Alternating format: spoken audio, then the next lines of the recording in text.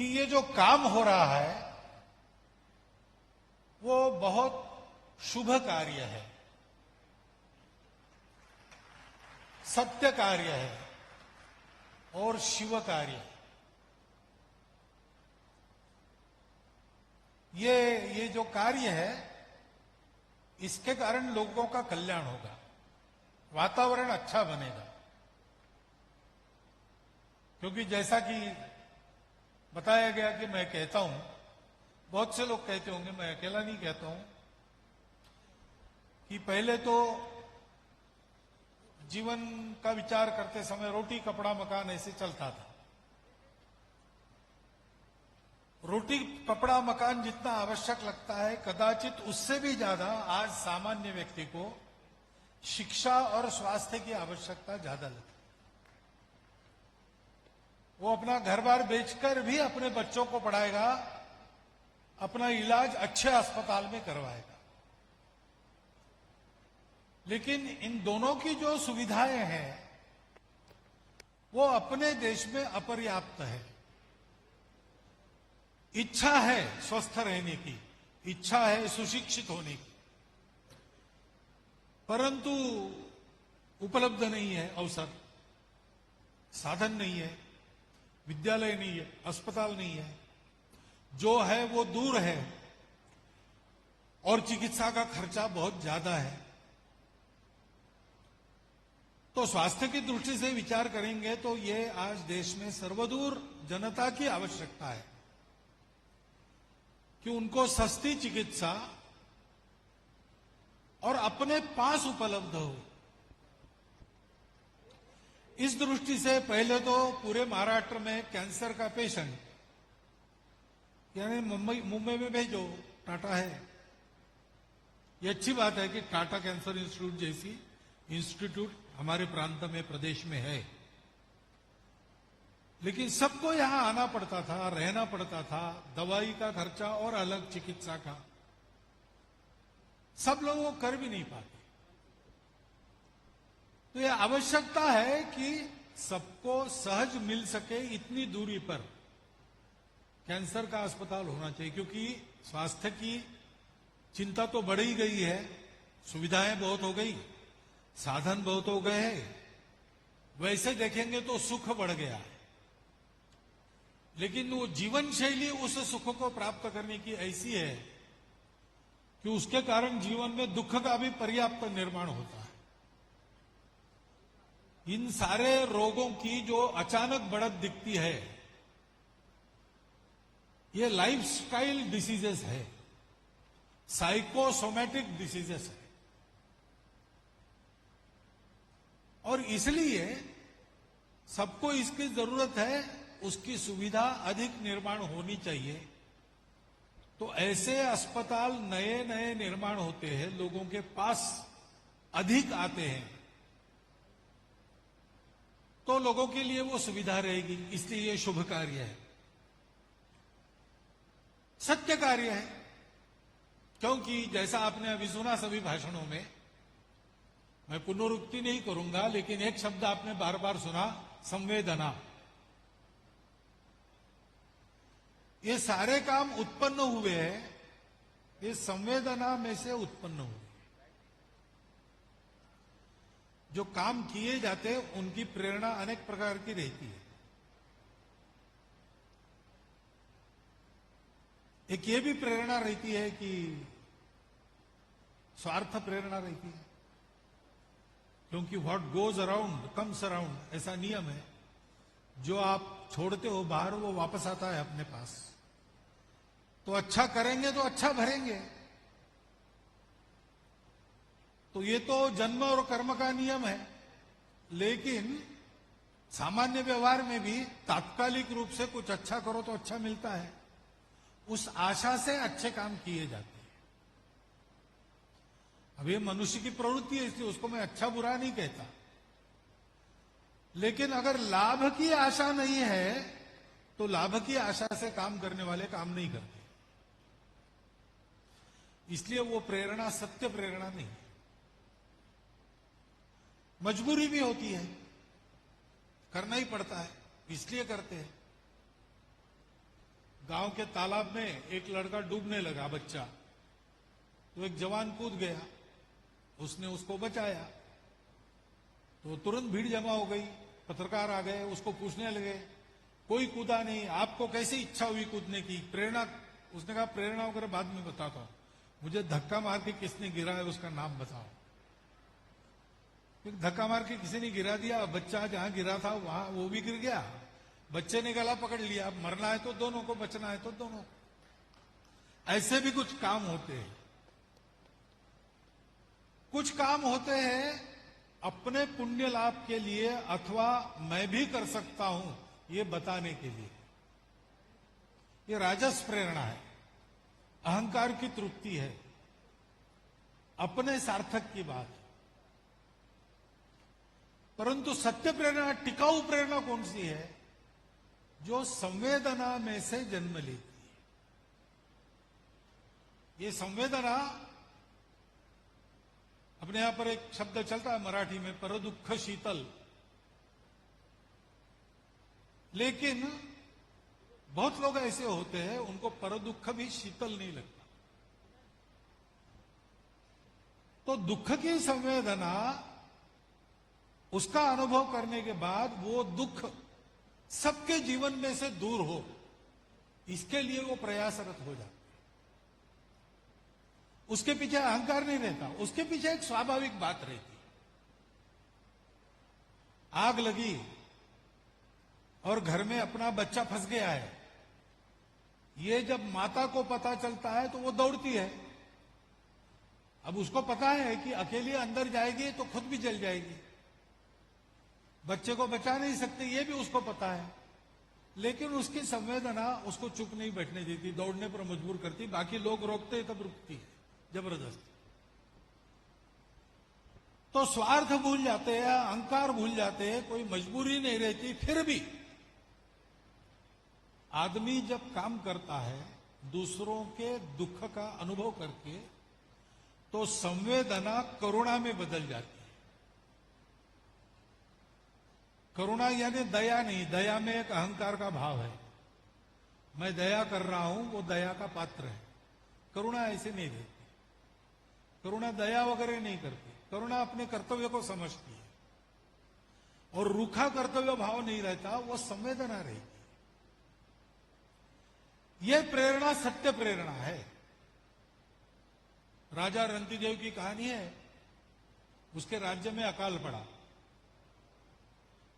तो जहां जहां से अनाज मिलेगा जमा करके रोज प्रजा में बांटता था।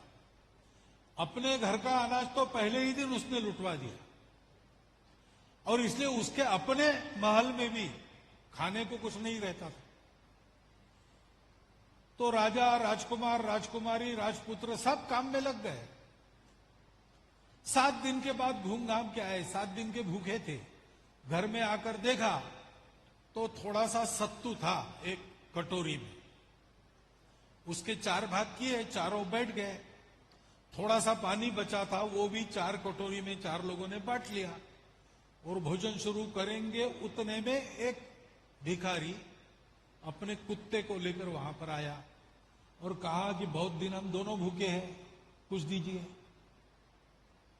तो राजा ने अपना सत्तू उसको दे दिया। उसने खाया, उन्होंने कहा बहुत कम है जी, मैं बहुत दिन का भूखा हूं। तो रानी ने भी दिया, राजकुमारी ने भी दिया। फिर उसने कहा मेरे कुत्ते को भी खिलाइए, तो राजकुमार ने भी दे दिया। फिर उसने पानी मांगा, 3 लोगों का पानी ये पी गया, चौथे का पानी कुत्ता पी गया। राजा के आंखों में आंसू आए, तो उसने कहा महाराज आपको दुख देकर मुझे मेरी भूख मिटानी नहीं है, आपको दुख हो रहा है तो मैं बंद करता हूं, वापस दे देता हूं जितना बचा है उतना। तो राजा ने कहा कि तू खा रहा है इससे मुझे दुख नहीं हो रहा है, इतने दिन का तू भूखा है, इतना खाके भी तेरा पेट भरा नहीं होगा। अगर तू अब और मांगेगा तो देने के लिए मेरे पास कुछ नहीं, इसलिए मुझे दुख हो रहा है। इस प्रकार की वो सेवा होती है। कितना करना, जितना करेंगे उतना कम लगता है। पूरी ताकत लगाकर सब कुछ करने के बाद भी और कुछ करूं ऐसे लगता है। अपने देश के प्रति भक्ति का भाव प्रकट करने वाला एक गीत है, उसमें भी ऐसा है, तन समर्पित मन समर्पित और यह जीवन समर्पित, चाहता हूं देश की धरती तुझे कुछ और भी दो। ऐसी सेवा जहां होती है वो शुभ है, वो सत्य है, वो शिव है। क्योंकि अभी महाराज जी ने बताया, उन्हीं का अधिकार है बताने का, मैं तो उनकी ही सुनी सुनाई बात आपको कह रहा हूं। सब में शिव है, आत्मा सब में है, उसको जानने की बात है। अपनी सारी परंपरा में, सब पंथ संप्रदायों में उनकी सीख का एक सार है, पहले खुद को जानो। शरीर मन बुद्धि के परे अपना जो अस्तित्व है, जो दुखों से परे है, मृत्यु से परे है, तमस से परे है, उसको जानो। और वो जब आप जानते हो तो आप ये भी जान जाते हो कि यही अस्तित्व सब में है, तो कोई पराया नहीं रहता। इसलिए भारत में जीवन का तरीका माना है एकांत में आत्म साधना, लोकांत में सेवा परोपकार। बाकी दुनिया जीवन का तरीका मानती है struggle for existence, survival of the fittest. मुझे जीना है, इसलिए मुझे संघर्ष करना पड़ेगा, कंपटीशन है। हमारे यहां कहते हैं कि बाकी लोग जिए इसलिए मैं मर गया तो मर के मैं अमर हो जाता। ये अंतर है। हमारा जो अनुभव है, हमारे पास जो सत्य है, उसके चलते भारत के हम लोग ऐसा मानते हैं। तो जीव सेवा शिव सेवा ही है।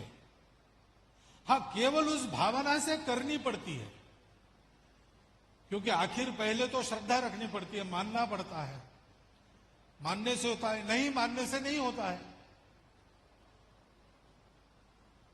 कीर्तन करते थे रोज महाराज जी, ऐसे ही दिन थे और ऐसी वर्षा हो रही थी, मूसलाधार जिधर उधर। 2 दिन से जरा नरम है, लेकिन उसके पहले रत्नागिरी में जैसा होता रहा होगा वैसी वर्षा चल रही थी।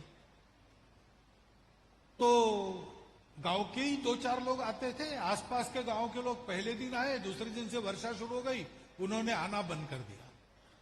लेकिन बाहर गांव की रहने वाली एक बुढ़िया रोज आती थी।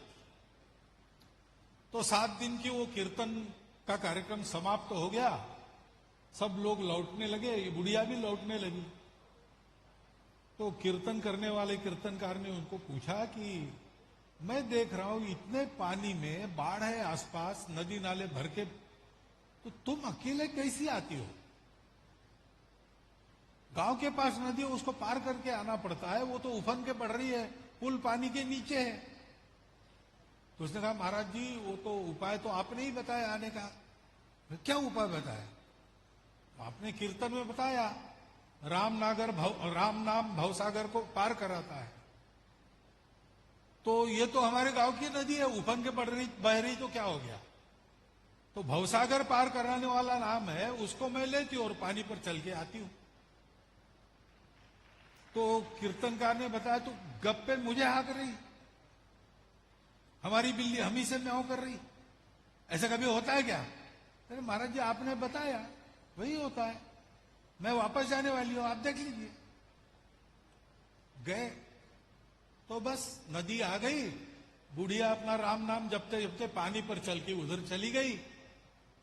कीर्तनकार को लगा, अरे इतना बड़ा उपाय मेरे पास था इतने दिन, मुझे ही पता नहीं था। उन्होंने भी अपना धोती वोती ऊपर कर ली और राम राम कहते निकले। तो बुढ़िया उस तीर से चिल्लाई, महाराज आप मत आइए, आप डूब जाएंगे। बोले क्यों? तो आपका विश्वास नहीं है? विश्वास नहीं है, मैंने बताया, मालूम है, लेकिन मैं कैसे चल के आई सीधी, आप आने के पहले धोती ऊपर कर रही, इसका मतलब आपका विश्वास नहीं, आपको लगता है भीग जाएंगे। तो पहली बात तो विश्वास रखना पड़ता है, और विश्वास होता ही है। लोगों को स्वास्थ्य प्रदान करने वाले जितने डॉक्टर लोग हैं उनको पूछिए, अधिकांश लोग आपको बताएंगे अंग्रेजी में, वी ट्रीट ही क्यूअर्स। हम उपचार करते हैं, बचाने वाला वो है। उसी का किया चलता है।